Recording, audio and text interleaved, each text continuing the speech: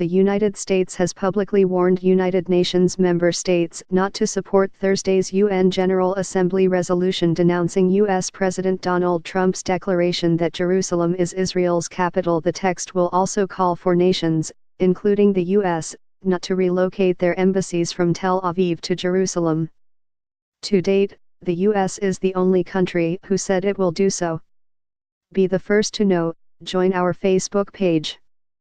Function D S ID var JS FJS equal D get elements tag name S 0 if D get element bid ID return JS equal D create element S JS.id equal ID JSSRC equal / connect facebook.net /n _ us / all JS number XFBML equal 1 and app ID equal 1634148068997 FJS parent node insert before JS FJS document script Facebook JS SDK. The UN General Assembly is scheduled to hold a special emergency session to disavow Israeli sovereignty over Jerusalem on Thursday at the request of Yemen, Turkey, and the Organization of Islamic Cooperation.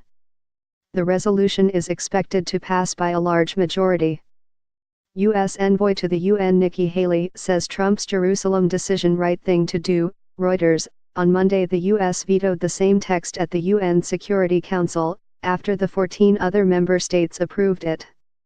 At the UN we're always asked to do more and give more, U.S. Ambassador to the UN Nikki Haley tweeted on Thursday, so, when we make a decision, at the will of the American PPL, ABT, where to locate our embassy, we don't expect those we've helped to target us.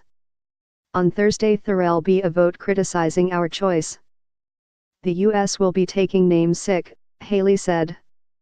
At the UN we're always asked to do more and give more. So, when we make a decision, at the will of the American PPL, ABT, where to locate our embassy, we don't expect those we've helped to target us. On Thursday there'll be a vote criticizing our choice. The U.S. will be taking names. pic.twitter.com/ZSUSB8HQT4 Nikki Haley, at Nikki Haley, December 19, 2017. Haley also sent a warning letter to UN member states, portions of which were circulated on Twitter. To be clear, we are not asking for other countries to move their embassies to Jerusalem, though we think it would be appropriate. We are simply asking you acknowledge the historical friendship, partnership, and support we have extended, and respect our decision about our embassy. The President will be watching this vote carefully and has requested I report back on those who voted against us.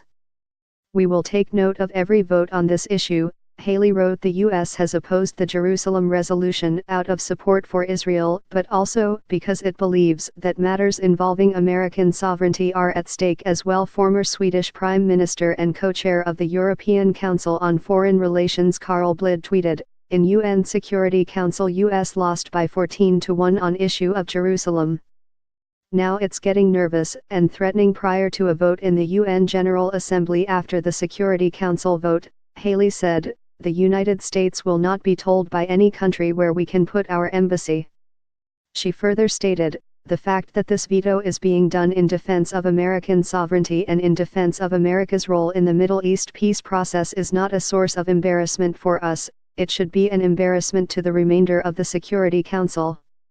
Monday's veto at the Security Council marked the first time the U.S. has used its veto power since 2011, when it put a halt to a resolution denouncing Israeli settlement activity. Over the last 10 years, the U.S. has used its veto power only twice at the Security Council. Russia, in contrast, has vetoed 16 Security Council resolutions in that same period, mostly on Syria and the Ukraine.